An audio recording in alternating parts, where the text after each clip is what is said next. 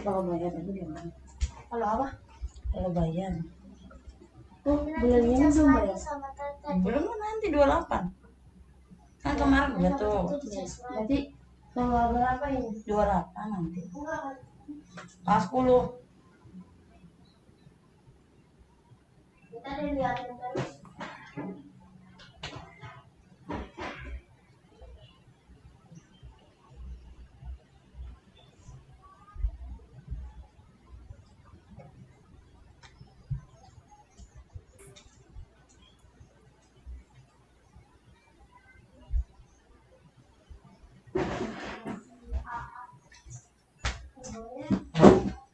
Oke, selamat pagi semuanya. Bertemu kembali setelah semalam bersama.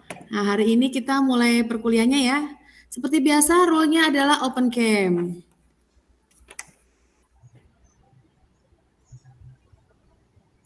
Oke, apakah sudah terlihat nih slide saya? Sudah, Bu. Oke, kalau sudah saya mulai. Kemarin kita sudah membahas basis dari performance management.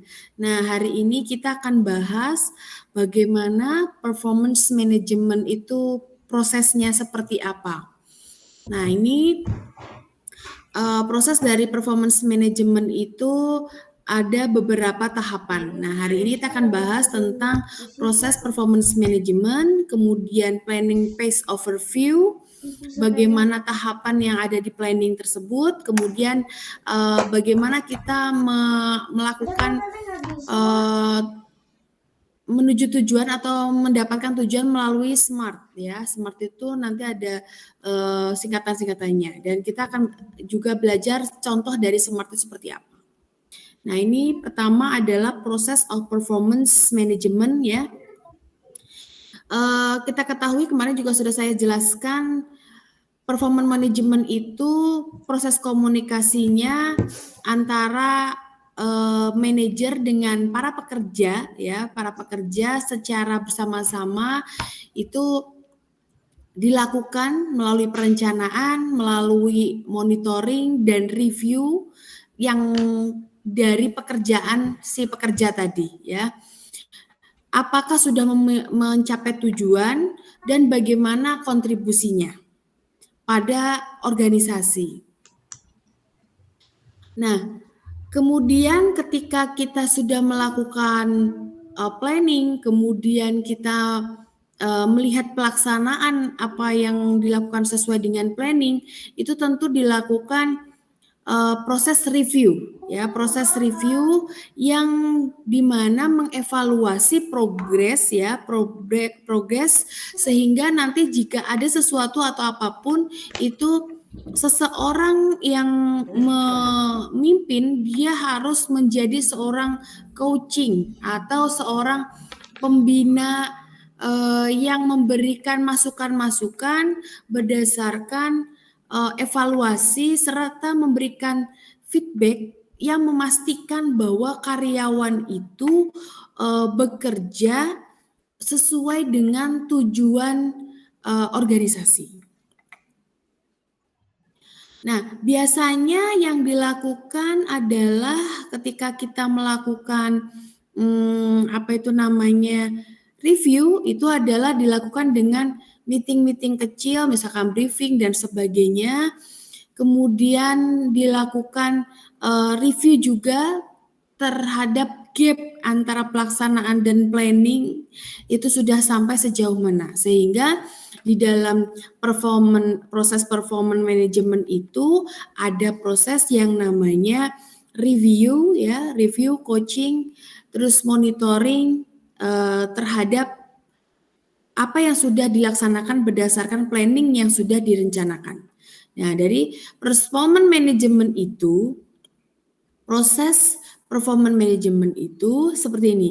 Ada planning, coaching, kemudian review. Replanning lagi, coaching, dan review. Nah, ini adalah cycle-nya seperti itu. Nah, pada fase planning ya, pada fase planning, the planning phase is collaborative effort involving both manager and employee during which they will. Jadi ini, fase planning itu dikolaborasikan di dalamnya antara manajer dengan employee, di mana dia melakukan review employee job description. Jadi dia mereview job description dari employee-nya untuk menentukan refleksi dari pekerjaan dan apa yang sedang dikerjakan si karyawan tersebut. Kemudian mengidentifikasi dan mereview hubungan antara job description dengan rencana pekerjaan mereka dan tujuan organisasi serta perencanaan strategi organisasi. Kemudian mengembangkan rencana kerja yang menjadi outline dan tugas yang harus menghasilkan hasil kerja yang lengkap, yang yang memiliki ekspektasi sesuai dengan standar dan sesuai dengan tujuan organisasi, sehingga dapat digunakan work plan ini dapat digunakan untuk mengevaluasi kinerja. Jadi dalam fase planning itu mengkolaborasikan manajer dengan di dalamnya terdapat keterlibatan antara manajer dengan karyawan, yang dimana mereka itu melakukan review ya, si manajer ini melakukan review kepada karyawan.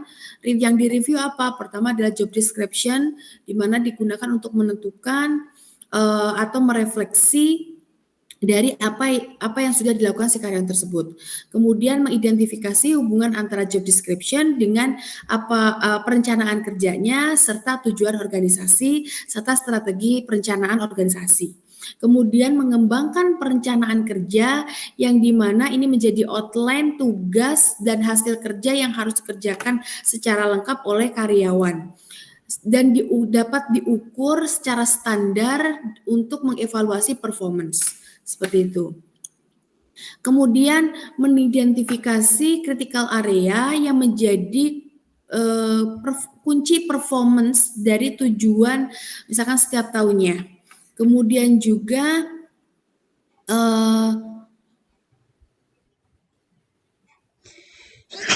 area-area itu kemungkinan area-area kritikal itu kemungkinan sudah ditentukan pada strategic planning. Ingat ya, saya sebut strategic planning itu berarti RENSTRA, rencana strategi atau rencana induk, rencana operasional itu disebut dengan strategic plan.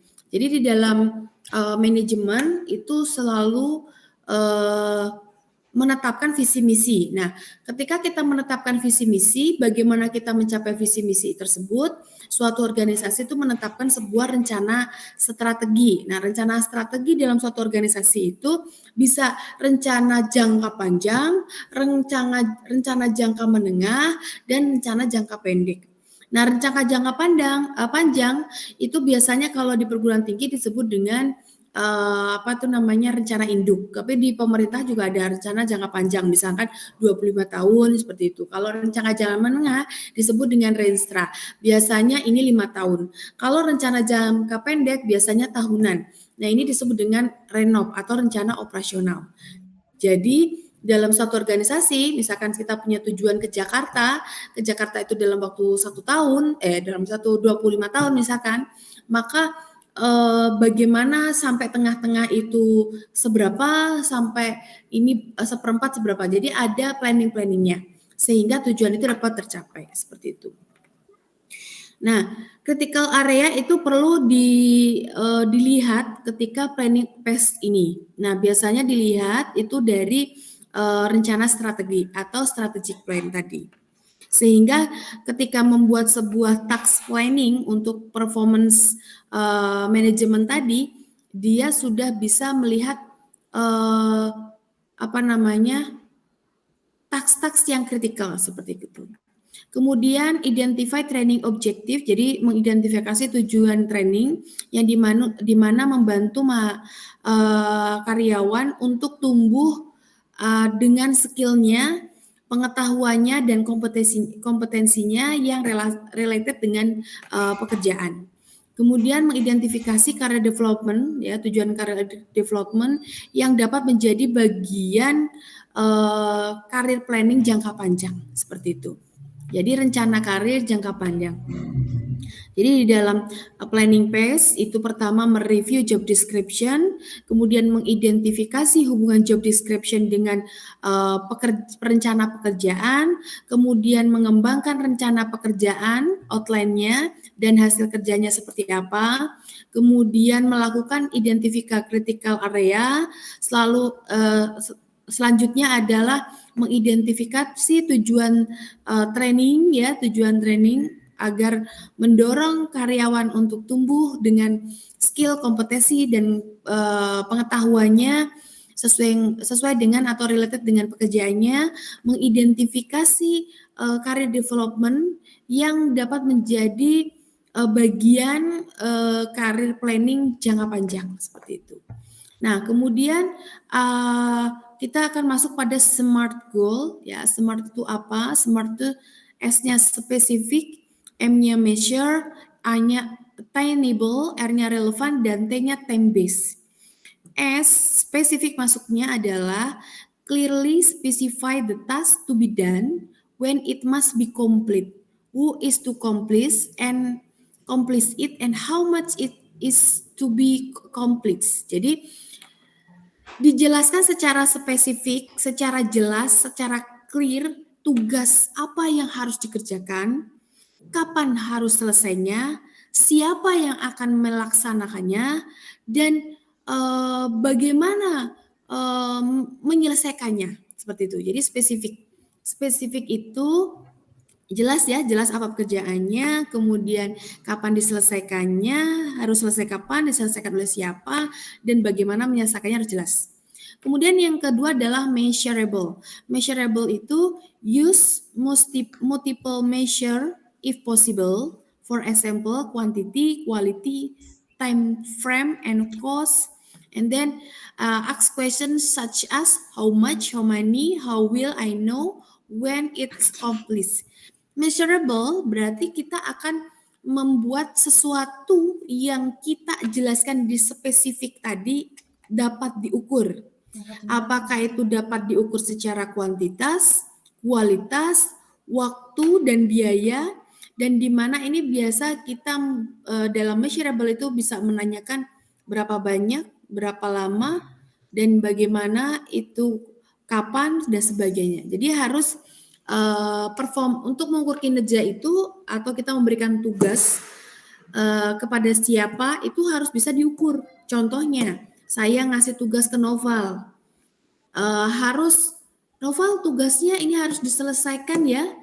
Berarti sudah jelas ya, tugasnya adalah melakukan collect data kepuasan penggunaan aplikasi Siakat. Nah, jelas kan tugasnya apa?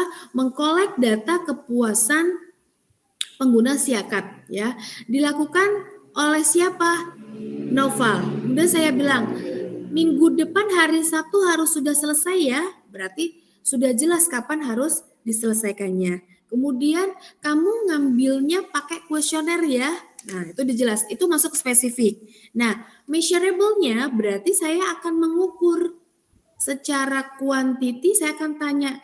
Nanti saya ukurnya itu. Ukurannya adalah dapat mengumpulkan data kepuasan pengguna Siakat sebanyak 100 mahasiswa. Berarti itu diukur dari jumlah kepuasan pengguna seperti itu. Jadi measurable-nya diukur dari hasil yang dikoleksi Noval tadi seperti itu. Itu measurable. Kemudian yang kedua adalah attainable.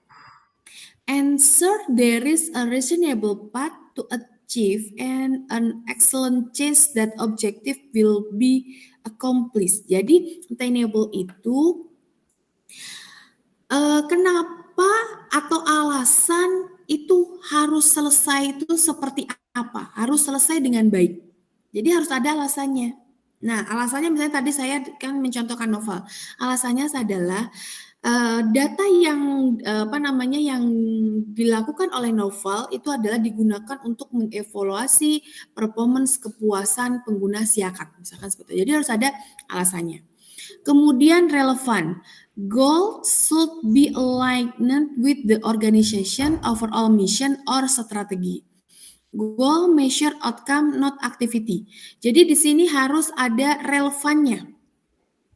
Tujuannya dari novel itu adalah mengetahui tingkat kepuasan pengguna Siakat. Maka tujuannya kan tujuannya udah disebutkan. Maka yang dari tugas pengukuran dia harus sesuai dengan tujuan tadi seperti itu. Maka itu disebut dengan relevan. Kemudian time based T. Nah, set a clear time frame for achieving performance objective or goal. In most cases, objective must be complete by the end of the performance review period. Jadi, kita menentukan time frame ya, time frame misalkan waktunya novel itu kan 1 minggu, berarti ada 7 hari. Nah, saya membuat hari pertama novel itu membuat kuesionernya. Hari kedua mulai sebar di grup A. Hari ketiga sebar di grup B, 4 prodi. Sampai hari ketiga, hari keempat, hari kelima itu sebar di grup C dan D. Sesuai dengan prodinya. Lalu hari ke-6 itu novel melakukan evaluasi pengumpulannya. Nah, jika tidak ada, jika sudah terkolek semua, maka dilanjutkan pada pengolahan, gitu kan. Nah, itu disebut dengan time base. Jadi harus ada yang namanya, pengaturan waktu. Sampai hari ini sudah ada berapa, sampai waktu ini, periode ini itu sudah sampai sejauh mana. Harus sejauh mana capaiannya. Nah, itu masuk time base, seperti itu. Kemudian contoh sampel SMART goals ini ya. Ini contohnya. Specific what? Design and develop a one-day PMP course for state employee. Nah, ini ada desain untuk pengembangan pelatihan performance management proses kursus pada karyawan. Kemudian bagaimana gunakan instructional system design methodology. Why? So participants are able to constructively building their knowledge about the performance management process in the course being offered in fall 2013. Jadi di sini spesifiknya adalah apa? Jadi apa yang mau diukur? Nah, ini design and develop-nya. Kemudian bagaimana dengan menginstruksikan sistem desain metodologi. Dan kenapa? Berarti partisipannya itu harus tahu ya pengetahuan tentang performance management proses melalui kursus itu, seperti itu.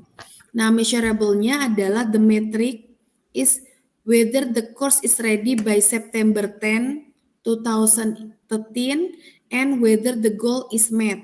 More detail are available in the following section, set performance standard.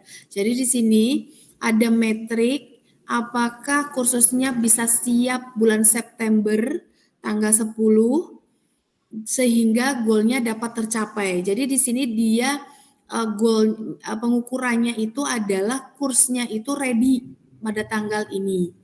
Kemudian attainable-nya alasannya ya, employee harus berpengetahuan di area instructional design untuk memahami goalnya ya, additionalnya untuk melihat ketertarikan ya, ketertarikan dan komitmen dari tujuan yang direpresentasikan oleh karyawan, yang dimana ini sebagai tantangan seperti itu. Kemudian relevannya adalah menselaraskan antara misi organisasi dengan yang ditugaskan tadi. Kemudian time base-nya adalah September tanggal 10. Nah, ini deadline-nya seperti itu. Jadi ini adalah contoh specific, measurable, attainable, relevant, dan time-based. Kemudian ada set performance standar, ya, set performance standar di SMART itu. Standarnya itu ada quality, ada quantity, timelessness, cost effectiveness, dan manner. Ya, quality berarti bagaimana kinerja itu secara akurat, efektif, ya, efektif.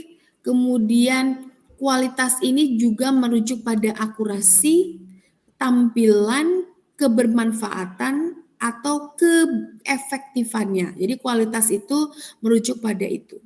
Kemudian quantity itu adalah bagaimana, seberapa banyak produksinya. Nah, quantity diukur dengan melihat pada error rate, ya, seperti persentase error yang diizinkan pada setiap unit proses, ya.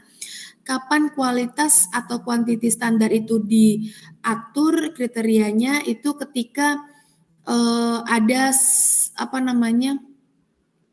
kita mau berproduksi, misalkan seperti itu. Jadi kita harus sudah menentukan standarnya terlebih dahulu. Jadi kalau quality itu diukur dari merujuk pada akurasi, tampilan, kebermanfaatan, dan efektif.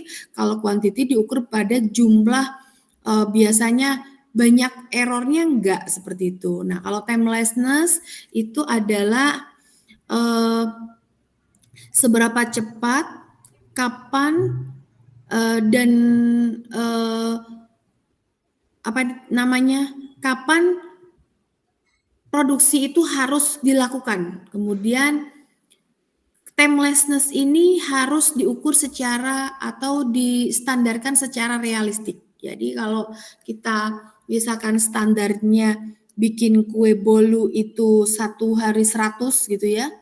Jadi kalau timelessness itu harus sesuai standar minimal. Jadi harus dapat 100 gitu. Kalau misalkan kurang dari 100 berarti dia kualitas di standar kuantitinya kurang. Nah, kalau misalkan 100 tapi rasanya nggak enak, nah itu kualitinya kurang, seperti itu.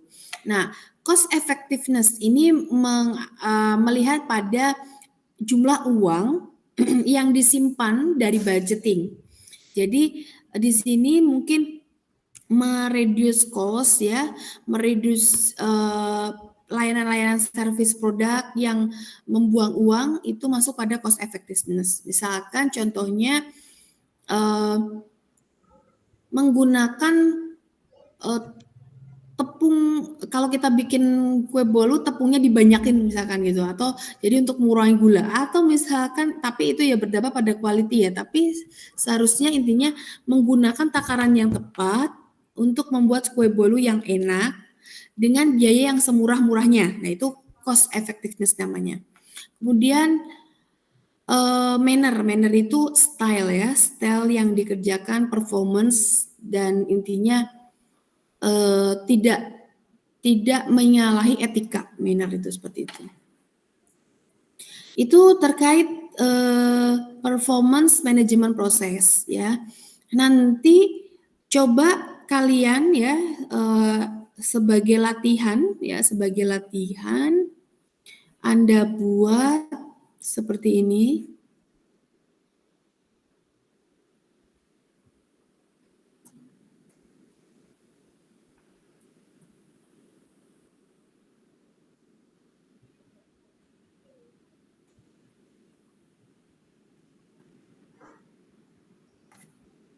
Nah, latihan SMART, ya, latihan SMART.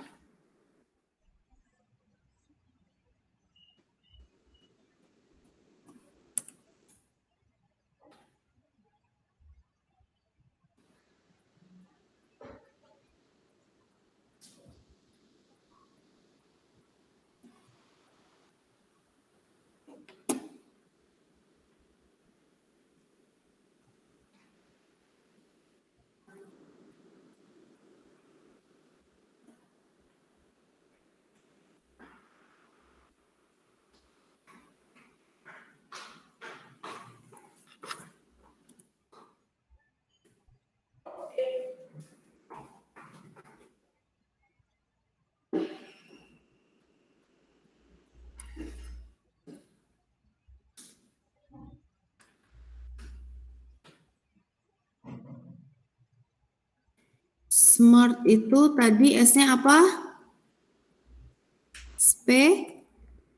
Spesifik, Bu.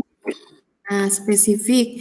Jadi Anda contohkan misalkan Anda mau ngukur apa itu namanya kinerja. Saya misalkan mau ngukur kinerja penelitian dosen, ya, kinerja penelitian. Berarti what?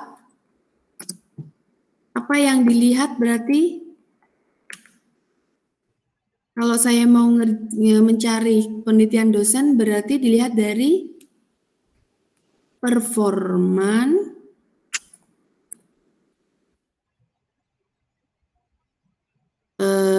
penelitian, atau gini aja, publikasi paper dosen. Nah, kemudian tadi setelah what apa? Masih ingat? How, Bu? How. Bagaimana how-nya?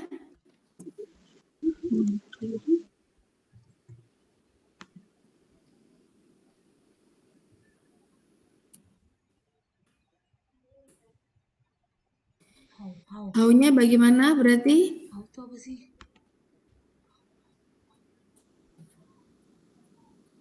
How. Bagaimana ya?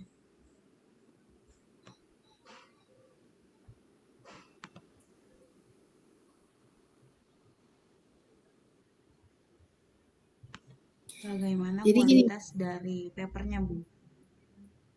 Oke, how-nya itu bisa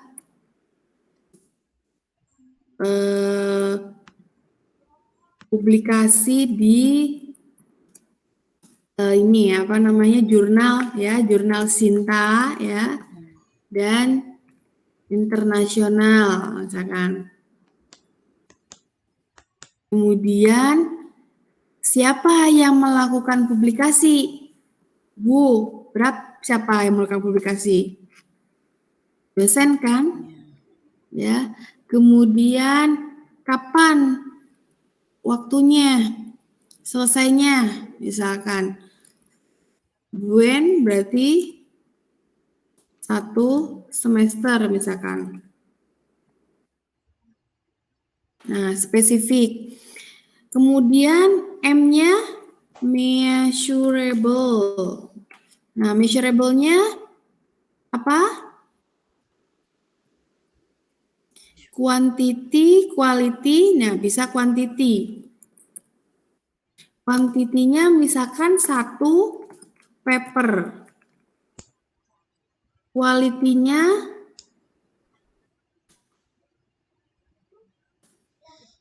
publish di jurnal bereputasi. Kemudian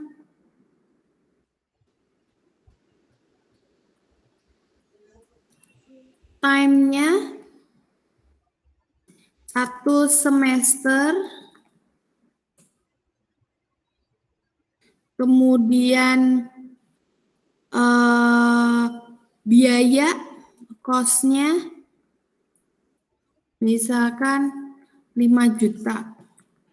Nah, terus A-nya apa? Attainable. Ya. Nah, attainable alasannya apa? Dosen dapat Melanjutkan S2. Melaksanakan tridharma perguruan tinggi, akan seperti itu. Alasannya dosennya harus melakukan itu. R-nya apa? Relevan, Bu. Nah, relevan. Relevan adalah goal perguruan tinggi itu adalah tridharma. Seperti itu. Kemudian yang T-nya Time based. Nah, time base. Nah, time base. Nah, time base-nya berarti misalkan kalau satu semester kan 6 bulan. Bulan ke-1 ya, B1 si dosen itu harus sudah punya topik atau judul. Ya. Kemudian topik, judul dan abstrak misalkan. Abstrak. Nah, bulan kedua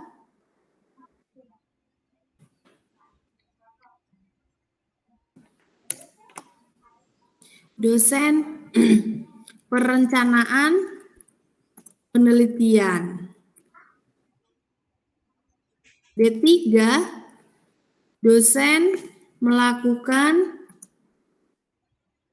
pengumpulan data. Misalkan B4 dosen melakukan pengolahan data. B5 dosen menulis ya, sudah jadi introduction dan literatur review, kemudian metode. Nah, B6-nya itu harus sudah ada result and discussion.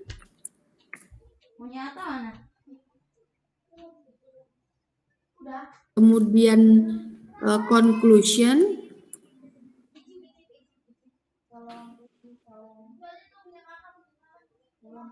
Conclusion, kemudian submit paper ke jurnal. Nah, jadi spesifik sudah jelas apa publikasi paper dosen. Bagaimana ya publikasi di jurnal. Jangan jurnal dasita deh, jurnal atau atau seminar misalkan. Siapa yang melaksanakan dosen? Kapan waktunya? 1 semester. Kuantitinya pengukurannya dia dari kuantitinya 1 paper. Kualitasnya publish di jurnal bereputasi. Time-nya berapa? 1 semester. Biayanya 5 juta. Attainable-nya dosen dapat melaksanakan tridharma. Relevannya goal perguruan tinggi itu adalah tridharma. Maka ini sama. Salah satunya tridharma itu adalah penelitian. Seperti itu. Time base-nya berarti topik, judul, bulan pertama harus sudah selesai ini. Bulan kedua harus sudah selesai yang ini. Bulan ketiga harus sudah selesai yang ini. Bulan keempat, nah dan seterusnya. Seperti itu. Jadi ini contoh latihan SMART. Nah, ini saya save as, nanti saya kirim ke Anda.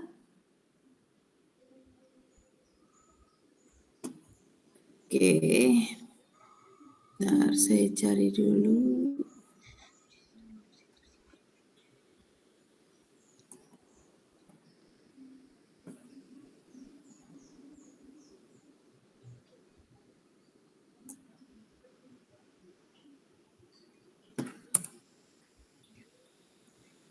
Nah, kalau sudah, ya kan sudah tahu, ada pertanyaan nggak terkait bikin SMART?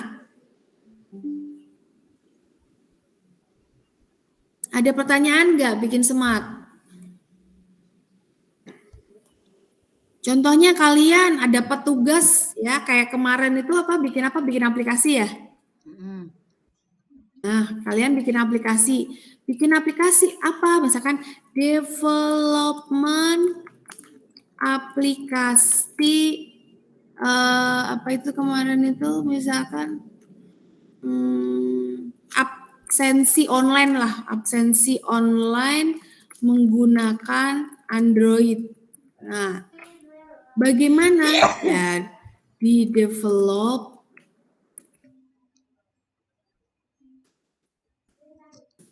menggunakan metode misalkan waterfall misalkan.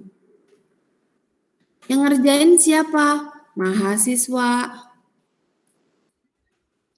Waktunya 1 semester. Kuantitinya ya satu aplikasi. Kualitasnya aplikasi dapat memfasilitasi proses absensi dengan efisien.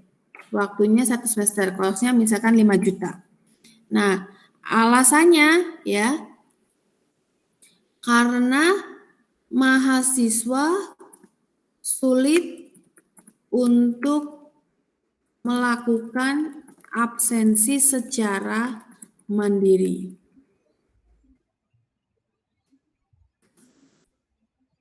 Nah, relevannya mendukung proses perkuliahan. Nah, kemudian time base-nya berarti kalau 1 bulan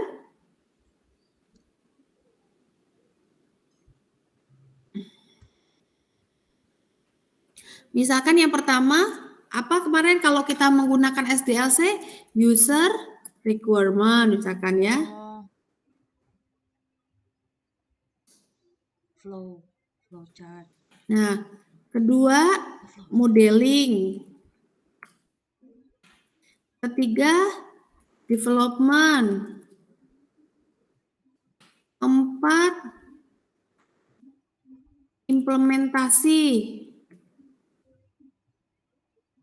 and testing.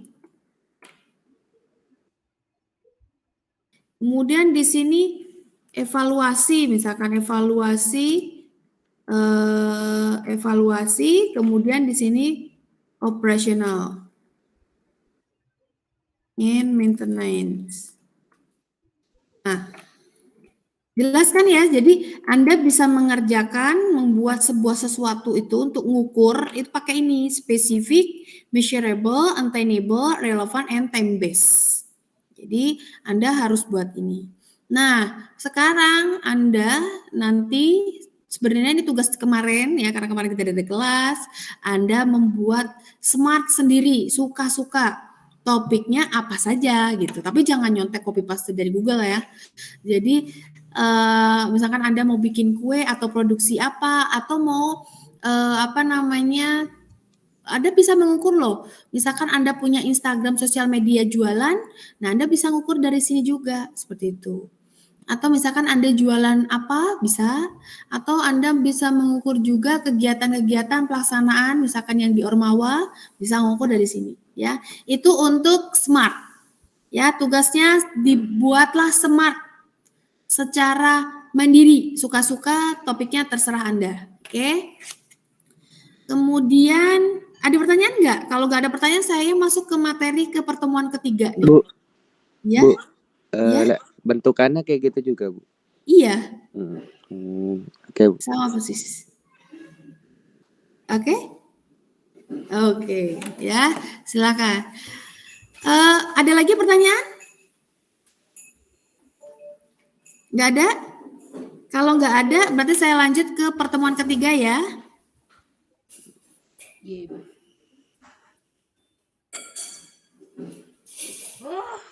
Mantap.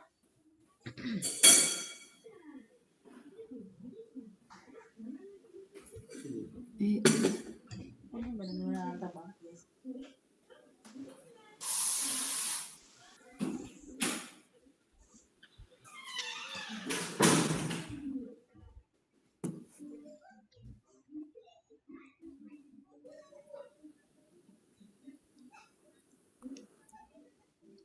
Nah, setelah kita tahu cara pengukuran, cara memplanning ya, kita akan memasuki pada pembelajaran terkait manajemen, performance, and governance ya.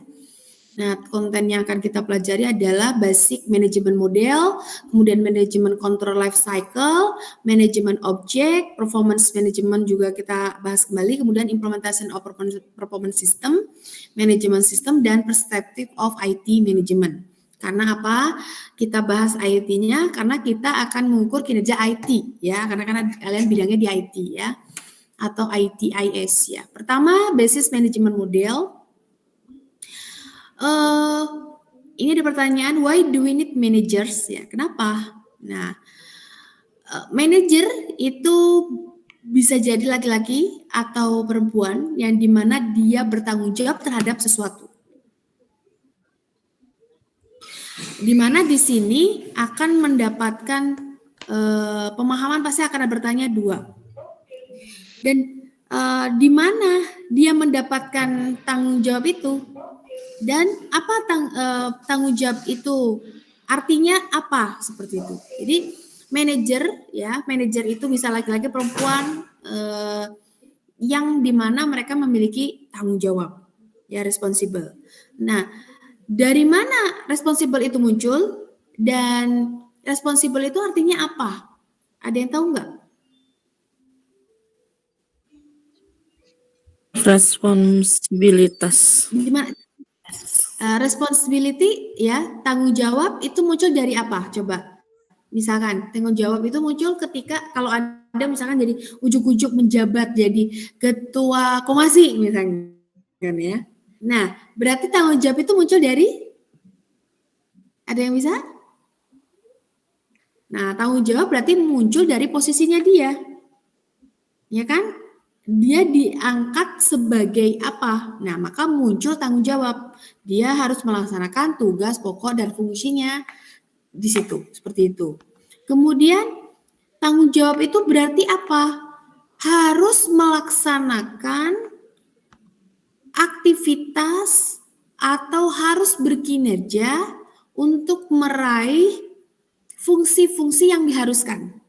Contohnya di Ormawa, tugas pokok ketua itu adalah mengelola anggota dan kegiatan komasi misalkan ketua komasi. Nah, berarti tanggung jawabnya dia harus dapat mengelola dan mengelola anggota serta mengelola kegiatan. Nah, tanggung jawab itu disebutnya. Jadi munculnya tanggung jawab itu karena dia ada punya posisi. Kalau dia nggak punya posisi, ya nggak punya tanggung jawab seperti itu. Kemudian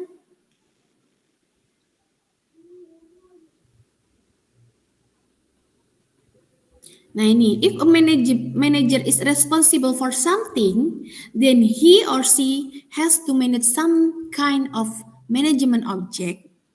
Ya, dia memanage apa? Manajemen objek kan? Objeknya entah itu apapun. Kalau tadi komasi yang di manage komasi. Kalau IT, IT. Nah, karena kita rasa pada IT information technology, maka kita dapat maksudkan IT system.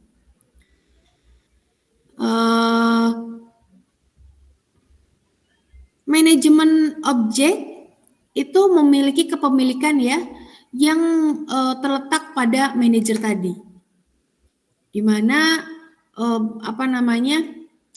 yang saya tadi sampaikan, seseorang manajer itu pasti punya role, peran, dia mau ngapain seperti itu. Nah, jadi manajemen itu si manajer tadi harus punya objek yang akan dikelola. Apa yang akan dikelolanya? Ya kalau IT ya IT seperti itu. Kemudian kalau dia business owner ya bisnis misalkan seperti itu. Kemudian sebentar,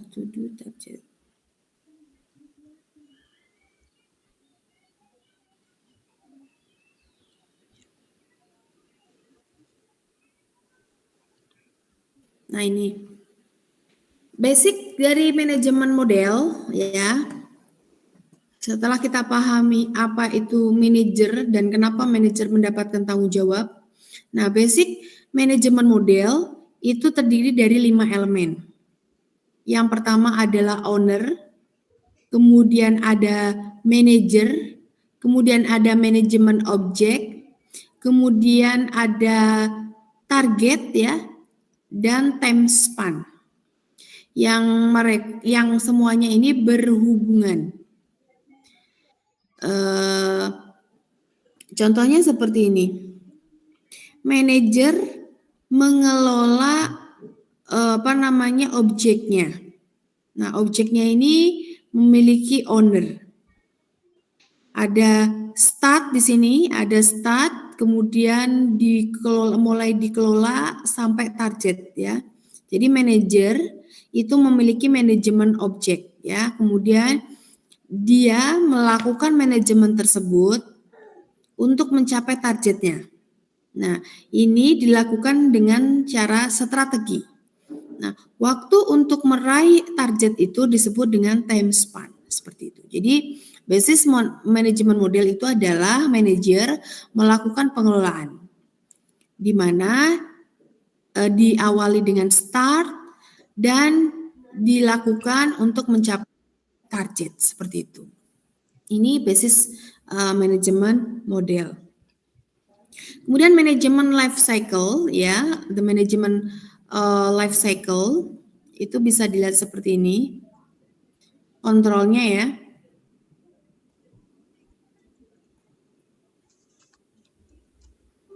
Pertama start, target agreement ya. Anda sudah tahu ketika Anda mendapatkan SK, maka di situ ada tugas tanggung jawab yang harus dicapai. Misalkan contohnya kalau Anda menjadi ketua sebuah ormawa, berarti Anda harus punya targetnya apa?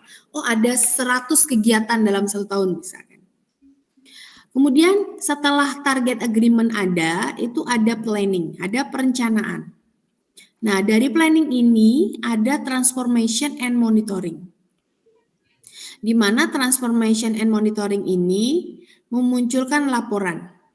Nah, laporan ini kemudian dianalisis, dikomunikasikan.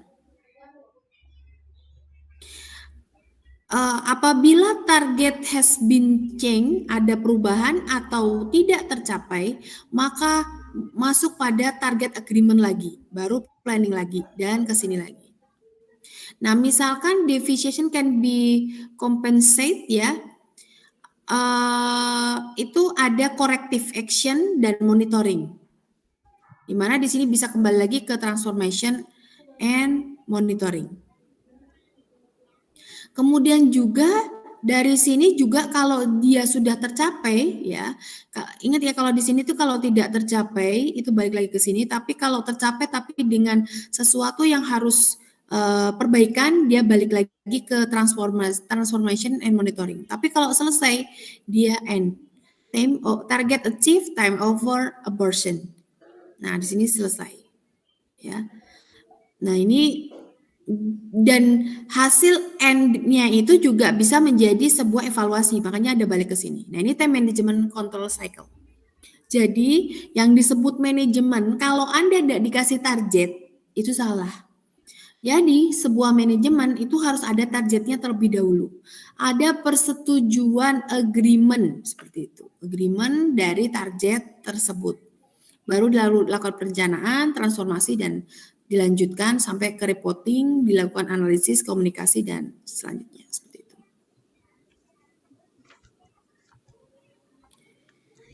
Nah, ini sudah saya jelaskan tadi. Nanti dibaca sendiri. Kemudian yang selanjutnya manajemen objek.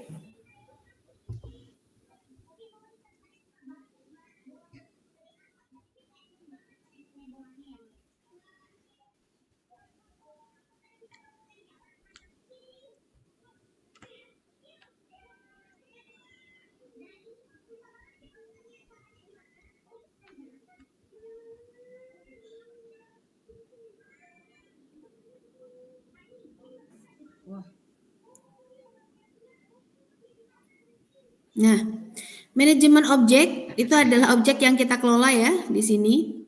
Ini ada hierarki dari IT manajemen objek ya, IT manajemen objek. Kenapa saya nggak jelaskan dari atasnya karena rada ribet, jadi saya langsung aja perlihatin pada Anda gambarnya. Manajemen ini adalah IT perusahaan ya, IT perusahaan, dan di sini adalah IT organisasinya. Ya, dalam IT itu ada service portfolio, ada proses portofolio, sistem portofolio, project portofolio. Di mana 1, 2, 3, 4 ini biasa ditopang oleh human resource, capacity, akses dari lisensi, kemudian ditopang juga dengan tata kelola, resiko, serta compliance and security-nya. Dan di sini bisa kita lihat bahwa organization ini ya, service portfolio bisa jadi ada pelayanan-pelayanan yang harus dilaksanakan di dalam IT management itu. Proses portfolio berarti proses-proses yang terjadi, misalkan hal-hal yang dikelola terkait proses-proses yang ada di IT. Kemudian sistemnya, projectnya. Nah ini beda-beda, ini objek-objeknya. 1, 2, 3, 4 ini objek-objek. Jadi kalian nanti mau ngelola yang mana? Seperti itu. Nah, secara kalau Anda manajer dalam sebuah IT lingkup besar, biasanya kalau posisi Anda di atas ya berarti Anda mengolah semua ini. Tapi kalau Anda dalam posisi hanya dalam staf-staf biasa, biasanya mengolah tanggung jawab objeknya ya bisa ini aja, atau ini aja, itu ini aja. Jadi dalam IT itu pasti ya, misalkan servis layanan ya, misalkan infrastrukturnya. Kalau sistem berkait layanan-layanan sistem, misalkan seperti itu. Jadi ini bergantung pada objek yang akan kita kelola. Jadi manajemen objek itu boleh dibilang misalkan kita mau misalkan saya kontrak dengan perusahaan A ya, saya targetnya adalah menyelesaikan infrastruktur di perusahaan A itu sampai selesai misalkan ya, sampai jadi dan sampai berjalan dengan baik menggunakan link fiber optik misalkan, itu target saya. Dan mereka harus tercover seluruh wifi-nya, misalkan wireless hotspot-nya itu harus tercover satu gedung semuanya. Nah, di sini saya mengelola apa nanti? Oh, bisa jadi saya mengelola pengadaan barangnya, ya kan? Pengadaan barang untuk proyek itu. Terus saya juga bisa mengelola orang-orangnya yang bekerja, ya kan? Terus saya juga mengelola proses ya. Kan ada targetnya tuh, proses sudah sampai mana pemasang instalasinya, seperti itu. Kemudian saya juga mengelola kualitasnya. Nah, objek-objek tadi, SDM, kemudian barangnya, pengadaan barang, nah itu masuk pada manajemen objek. Jadi apa yang akan kita kelola, seperti itu. Itu terkait manajemen objek, kemudian performance management. Nah ini sebenarnya dari kemarin ya manajemen. Jadi manajemen itu bertujuan untuk meraih target ya. Manajemen objek itu mengenerate beberapa output yang dimana memberikan manfaat untuk owner. Performance itu berarti target yang sesuai atau cocok atau minimal diterima dengan waktu yang ditentukan, dengan sumber yang dikonsumsi yang diterima. Nah, performance management itu bagian dari manajemen. Manajemen tanpa performance management maka akan ada kontradiksi seperti itu. Kontradiksi itu ya akan berbalik. Jadi performance management itu adalah bagian dari manajemen. Manajemen tanpa ada performance management maka tidak akan pasti manajemen itu kan tujuannya untuk meraih tujuan organisasi. Kalau tidak ada performance management gak akan tercapai tujuannya seperti itu.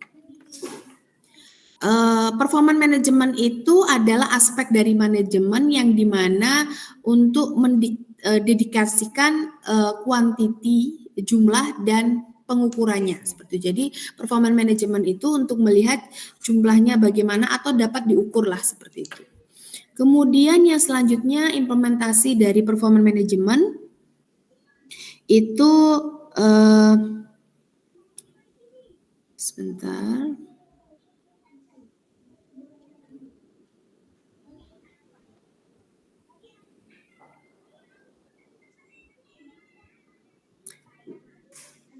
Jadi implement performance management itu digunakan untuk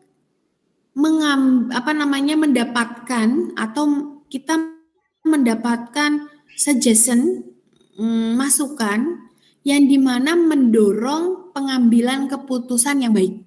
Itu intinya. Jadi implementation performance management itu implementasinya diperuntukkan untuk itu. Nah, bagaimana mengimplementasikannya? Kita tadi sudah lihat tahapannya, jadi disesuaikan. Ya, ada proses planning, kemudian ada proses acting ya, pelaksanaan, kemudian ada review seperti itu. Nah, itu dilaksanakan dalam manajemen. Kemudian manajemen sistem ya, dalam proses manajemen sistem ini tentu kita harus memahami dulu ya aktor, role dan proses. Seperti kita Pak belajar semalam ya, kita kan belajar knowledge management system. Nah, kita hapus saja dengan knowledge-nya ya. Sekarang kita belajar manajemen sistemnya. Nah, ketika kita mau mengelola sebuah sistem, mau mengelola sistem apapun, tentu kita harus tahu dulu ya siapa aktor-aktornya, perannya apa saja, prosesnya bagaimana, dan technical sistemnya itu seperti apa. Nah, itu harus dipahami terlebih dahulu. Lalu kita bisa melakukan manajemen sistem. Kemudian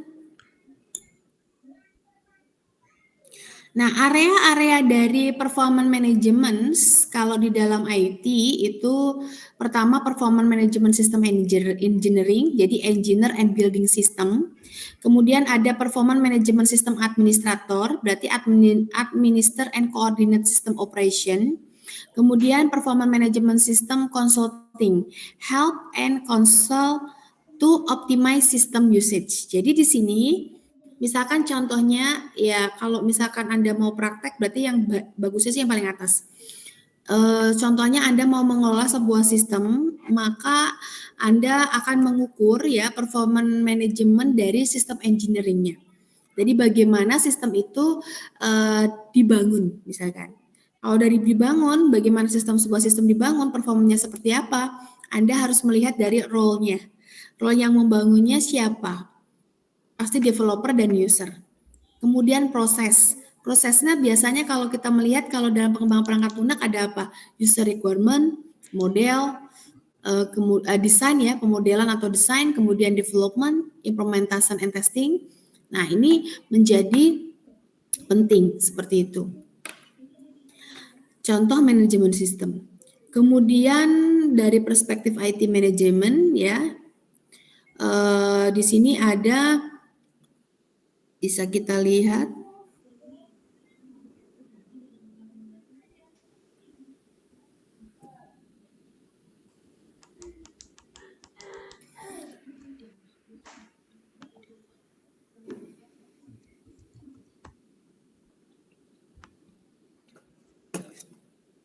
ada tata kelola IT ya, ada tata kelola IT, ada IT governance nih ya, ada tata kelola IT, contohnya kalau kita kerangka-kerangka tata kelola IT, Anda dulu pernah sudah belajar enterprise arsitektur belum sama Pak Wahidin?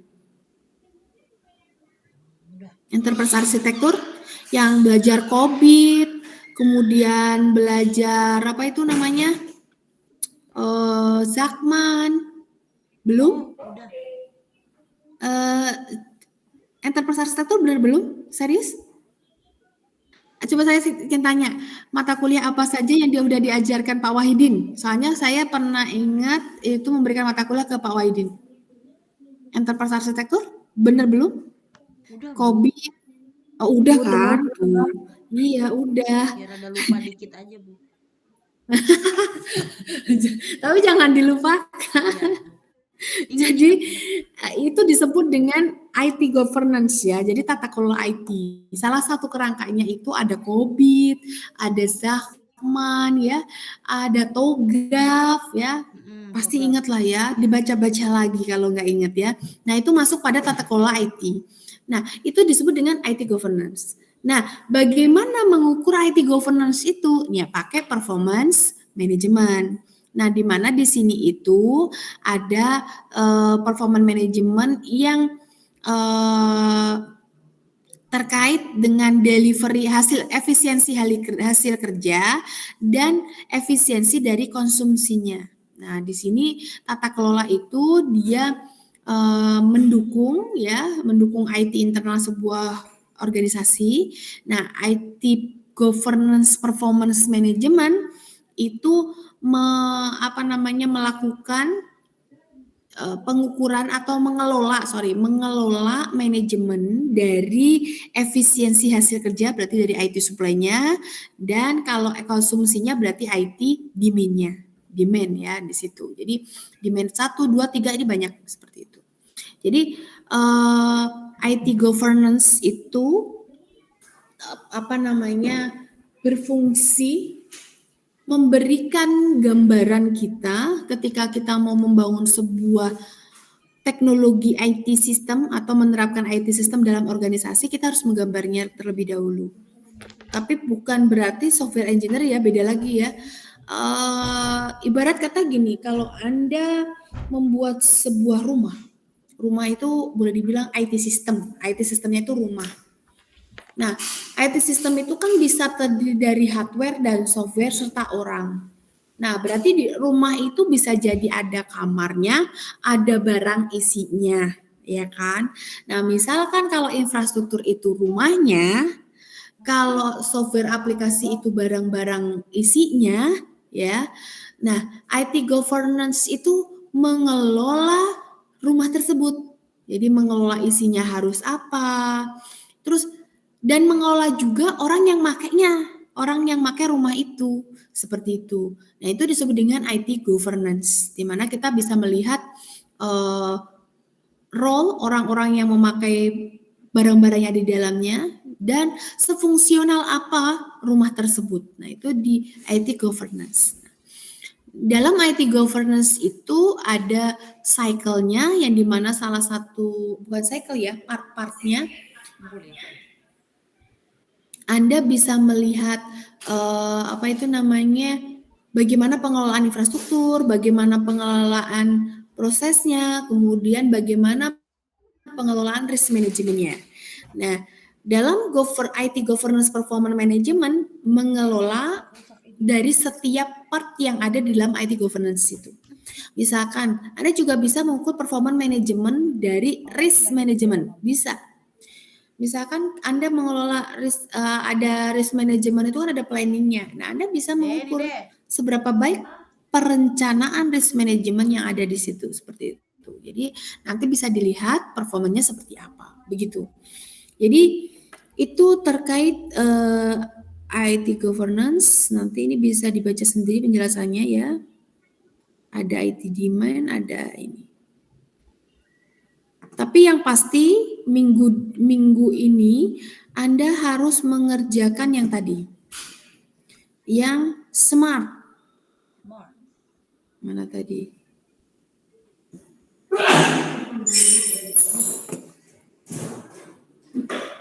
Yang smart ini. Jadi Anda mengerjakan smart. Terus nanti minggu depan saya akan tanya-tanya sedikit terkait COVID ataupun TOGAF ataupun Zachman, ya, karena kita yang akan kita ukur performance-nya itu adalah IT, maka kita harus tahu dulu apa itu enterprise architecture, ya. Harapan saya Anda masih punya slide-slide-nya Pak Wahidin untuk dibaca, dipelajari, nanti sedikit saya tanya. Kemarin di Pak Wahidin itu diajarinya TOGAF, COVID, Zachman atau yang apa ya? Masih ingat?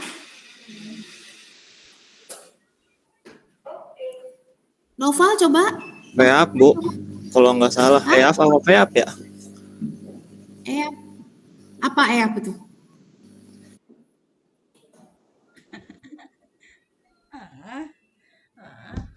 Semester berapa dah? Coba, pasti masih ada dong. Paling tidak slide-nya gitu dikumpulin, jangan kalian itu selesai mata kuliah ini slide hilang, tugas hilang. itu dipakai ya terus-menerus, kerangka itu akan terpakai. Cobit misalkan, ada kalau di kerangka yang untuk security system dan network itu ITIL, ya.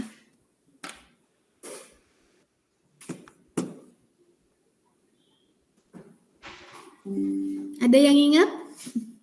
Ada yang bisa cerita? Gak ada. Saya waktu itu ingatnya IT governance-nya, Bu. Waktu Iya. itu pernah ngerjain apa gitu kalau nggak salah. Apa coba? Waktu IT governance, kamu ngerjain apa? Coba cerita Sultan. Masa nggak nempel sama sekali sih Sultan? Kalau nggak salah tuh ever governance itu kayak lemarinya sistem ya, Bu ya. Kayak penataan tata letak gitulah, Bu. Tata letak. Oh gitu Iya. ya. Apa sih ya? Ya gitu deh. Coba teman yang lain bisa cerita nggak apa IT governance itu? Tata kelola IT itu. Kemarin waktu sama Pak Wahidin online atau offline? Waktu EA itu online. Online terus, Bu. Online, Bu. Video pembelajaran, Bu. Kapan ya? Apa namanya? Semester berapa? Masih ingat nggak? 3 apa ya? Semester 2, Bu. Semester 4, Bu. 2 apa 4? 2 kalau nggak salah. Slide-nya, Bu. Ya Masih ada ampun, slide-nya, baru maaf. setahun yang lalu kalian teh udah dilupakan. Baru kemarin. Jadi IT governance itu adalah tata kelola dari sebuah IT system yang dimana dia itu menggambarkan bagian part-part yang tadi sebutin sama Sultan tata letak ya, itu bagian part-part yang dimana di situ ada service ya, ada servisnya, ada risk manajemennya, ada planningnya ya. Kemudian di dalamnya itu juga terdapat ada hasil kerjanya gitu misalkan. Nah, tata kelola ini mendukung segala proses yang ada di IT system tadi. Contohnya misalkan, kalau misalkan di IT system itu belum ada SOP-nya, nah melalui COVID tadi atau melalui IT governance tadi, dibuatlah SOP penggunaan dari IT system. Kemudian rule permission aksesnya, dia nggak bisa kemana. Kemudian security sistemnya seperti apa. Nah itu di enterprise arsitektur dipelajari. Nah biasanya dalam enterprise arsitektur atau IT governance itu diawali dengan kita melakukan enterprise arsitektur. Jadi IT governance itu diawali dengan perencanaan arsitektur misalkan atau untuk mengetahui arsitektur, kalau kita kan mau ngelola sesuatu tentu harus tahu existing dulu kan. Nah, untuk mengetahui existing itu, kita biasa menggambarkan arsitektur sistem existing. Nah, arsitektur sistem existing itu digambarkan dengan BPMN tadi. Dari bisnis proses, kemudian lingkup kerja, dia skupnya seperti apa. Nah, kemudian lalu nanti dibuatlah muncul sebuah ada core proses ya, ada core management, ada support management ya, ada proses manajemen. Nah, misalkan contohnya pemetaan sebuah tata kelola IT kalau kita melihat dari berdasarkan core manajemen. Kalau di rumah sakit core manajemennya apa? Oh, ada pelayanan rawat jalan. Oh, ada pelayanan rawat inap. Kemudian ada pelayanan resep misalkan seperti itu. Nah, kemudian supportnya apa di manajemen proses supportnya? Oh, pengelolaan karyawannya. Oh, pengelolaan aset manajemen aset yang ada di rumah sakit tersebut. Kemudian yang lain-lainnya misalkan untuk manajemen prosesnya itu adalah rencana strategi dari si rumah sakit tersebut, misalkan seperti itu. Jadi itu masuk pada peta dari sisi boleh dibilang value change ya, yang dimana untuk mencapai tujuan organisasi. Jadi Anda pasti di dalam IT governance atau tata kelola IT dan enterprise arsitektur, Anda kenal value change. Termasuk di BPM kemarin saya juga cerita tentang value change. Jadi bagaimana value itu akan diraih oleh sebuah organisasi itu dideskripsikan dengan beberapa proses manajemen, gitu ya. Ada core proses dan ada support proses, misalkan seperti itu. Nah itu dilihat menjadi sebuah value chain. Nah, kalau kita lihat nih, saya cariin kayak apa sih Bu value chain itu, gitu kan? Nah ini, saya pernah membuat artikel, yang dimana artikel saya itu terkait enterprise arsitektur.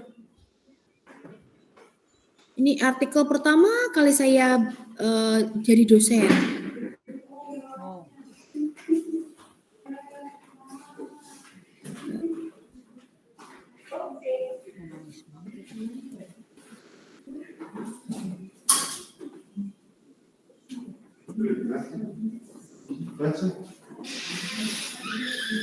Nah, saya cari di sini.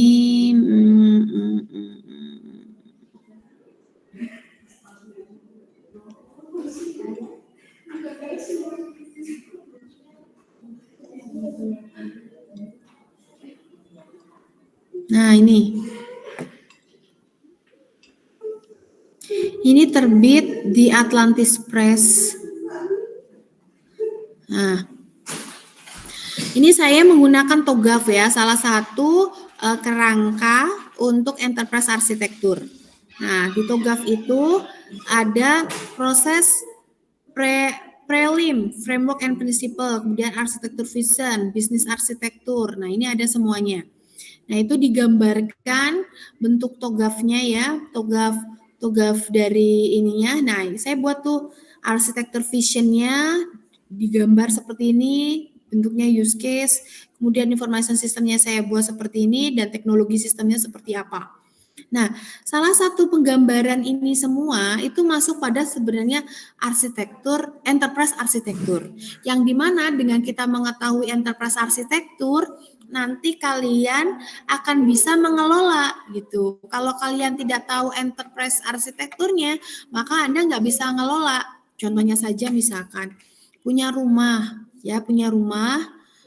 Anda nggak tahu tuh bentuk asli rumah itu. Jadi bentuk asli rumah aslinya, desain rumah itu seperti apa, ada saluran listrik di mana, ada saluran air di mana.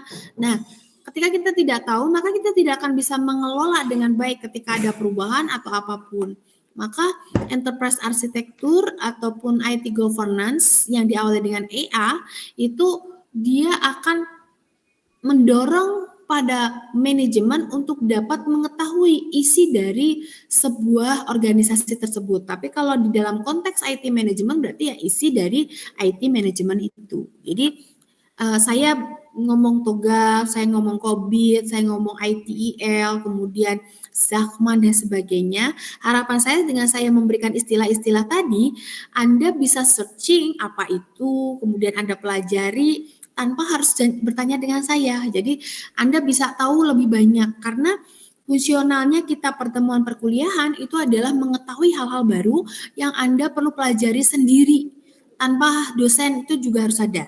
Nah, nanti ketika Anda suatu saat bertemu lagi dengan saya, Anda akan dapat banyak bertanya apa yang saya tidak temukan di awal dari kata kunci tersebut. Seperti itu. Jadi kata kunci ini bisa mendorong Anda untuk memahami banyak tentang sebuah ilmu ya. Ibarat kata Anda seorang buta yang megang belalai, yang satunya memegang telinganya. Dia akan bilang belalai itu kayak kipas besar. dia melihat karena memegang gajahnya itu di belalai, maka dia akan bilang gajah itu panjang gitu. Nah, sama seperti Anda. Jadi ketika Anda melihat dari baru dari satu sisi 1, 2, 3, terus pengen tahu lebih banyak, Anda harus bisa membuat puzzle-puzzle itu menjadi satu seperti itu. Nah, nanti akan Anda dapat mengambil kesimpulan. Jadi istilah-istilah yang saya sampaikan tadi itu bisa mendorong Anda untuk mencari tahu sehingga Anda akan banyak tahunya sehingga akan mendorong peningkatan knowledge karena Anda mendapatkan banyak informasi dari saya, dan kalau Anda serap dan Anda ingin ketahui maka akan menjadi knowledge dari diri Anda. Nah, ketika jadi knowledge dan Anda gunakan untuk implementasi di perusahaan, untuk dan sebagainya, dan dilaksanakan dengan baik, maka akan menjadi sebuah wisdom seperti itu. Jadi itu adalah IT, tata kelola IT. Jadi Anda bisa cari banyak ilmu tentang IT governance itu apa, itu bisa dicari di Google Scholar ya, banyak banget. Saya hampir setiap hari saya itu membuka Google Scholar mungkin lebih dari 40 kali. Jadi Anda bisa tulis misalkan IT governance. Apa itu IT governance? Nah, ini langsung muncul. COBIT ya, IT governance COBIT. Nah, ini Anda bisa baca-baca. Apa itu IT governance COBIT? Nah, itu apa sih? Gitu, seperti apa sih? Gitu kan. Nah, di COBIT itu ada apa aja? Nah, itu Anda harus pelajari. Karena apa? Performance evaluation itu mengevaluasi dari tata kelola IT governance yang sekarang konteksnya. Karena bukan performance governance yang Anda pahami dalam konteks manajemen umum, tapi performance management dalam konteks IT management seperti itu. Jadi minggu depan ya harapan saya Anda sudah bisa bercerita apa itu IT governance. Ada berapa framework dari IT governance itu? Ada COBIT, ada ITIL dan sebagainya. Nah, apa itu COBIT? Apa itu ITIL dan sebagainya. Kemudian Anda pelajari juga namanya enterprise architecture. Nah, enterprise architecture itu apa saja? Contohnya, bentuk frameworknya. Oh, misalkan Anda cerita tentang TOGAF. TOGAF itu apa? Anda akan banyak tahu. Nah, itu sebenarnya sudah Anda pelajari di enterprise architecture. Dan nanti pun juga akan kita bawa. Dan orang-orang yang tahu ini itu kalau di perusahaan itu bergaji besar ya, pasti selevel manager level top seperti itu. Di bawahnya mungkin direktur dan sebagainya. Jadi Anda harus bisa belajar secara mandiri terkait IT governance ini seperti itu. Mungkin itu ya dari saya untuk hari ini terkait pertemuan kedua dan ketiga, dan tugasnya adalah bikin latihan SMART ya supaya Anda bisa tahu ya. Dan saya pengen kalau Anda punya kegiatan, apalagi yang di organisasi kemahasiswaan itu coba dibikin deh kegiatan-kegiatan Anda itu dibuat SMART-nya seperti apa gitu. Jadi supaya Anda tahu tuh apa dan sebagainya gitu. Jadi jelas spesifiknya, bagaimananya, jadwalnya seperti apa, pengukurannya tuh bagaimana sih, kesuksesannya seperti apa, kemudian time base-nya bagaimana seperti itu. Nah, untuk time base ini kalian nanti bisa menggunakan namanya Microsoft Project. Ada Microsoft Project itu nanti ada Gantt chart. Perasaan saya sudah pernah ceritakan ini ya di analisis perancangan sistem ya, sudah pernah ada Gantt chart dan sebagainya. Jadi ini Anda bisa pelajari lebih lanjut bagaimana seperti itu. Ada pertanyaan? Silakan kalau ada pertanyaan, kita masih ada waktu. Saya sampai jam 9 ya, kebetulan saya mau ada kegiatan, jadi dari pagi banget tadi. Bu, Pertanyaan ya? untuk Sudah? yang time base-nya itu emang harus per bulan, Bu. Kalau mingguan, Ya enggak. kalau misalnya M1, M2 kan ini gitu. WN-nya 1 semester. Oh. Boleh. Ya. Kan WN-nya ini 1 semester. Ya saya bikin 6. Tapi kalau misalkan kamu WN-nya 5 hari, ya udah berarti hari pertama, kedua, ketiga gitu. Ya. Jadi tergantung konteksnya ya. Ada yang lain? Sultan sudah jelas? Sudah Bu, sudah ada sedikit gambaran tadi. Oke. Jadi semua itu bisa diukur ya. Kalau Anda membuat sesuatu tidak bisa diukur ya berarti salah. Salah menspesifikasikan tugas. Ya. Ini spesifikasi itu spesifikasi tugas ya, bukan spesifikasi yang lain ya. Tugas membuat paper misalkan. Tugas membuat aplikasi gitu. Jadi bukan spesifikasi apa gitu ya, bukan, tapi spesifikasi tugas. Task seperti itu.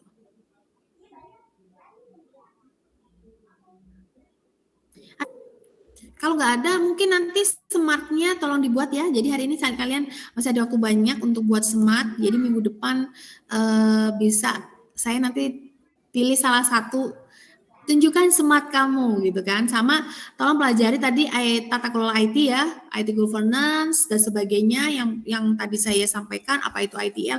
Harapan saya Anda bisa cerita apa itu ITIL, bentuknya seperti apa, kemudian apa itu namanya, COVID itu seperti apa dan sebagainya. Oke ya, kalau tidak ada saya absen. Jadi saya absennya 2 kali sekarang nih. Pertemuan dulu, Ivani izin ya. Fatin? Hadir Ibu. Fatin? Hadir. Nada? Hadir, Bu. Apta? Hadir. Ayu? Hadir, Ibu. Sultan hadir. Alfilah? Gak ada ya? Syabila? Hadir, Bu. Azhara? Gak ada ya? Abdurrahim hadir. Noval hadir. Risna izin tadi. Eka? Azahra katanya Eka Faris. izin, Bu. Hadir Bu. Siapa? Azahra Siapa katanya Sabila? tadi izin, lagi kerja. Azahra. Oh, Azhara. Oke. Eka Farisa tadi ada ya? Ada ya. Oke. Hadir, Bu. Imelda? Oh iya. Imelda? Gak ada ya? Syifa? Hadir, Bu. Rivaldo? Gak ada ya? Dava? Hadir Bu. Fitrianti? Hadir, Bu. Albertus? Hadir Bu. Renaldo? Hadir nih dia di depan. Diki Permadi? Ya, Diki Permadi? Gak ada ya? Fajri? Gak ada juga. Oke. Pertemuan kedua. Sebentar, pertemuan ketiga.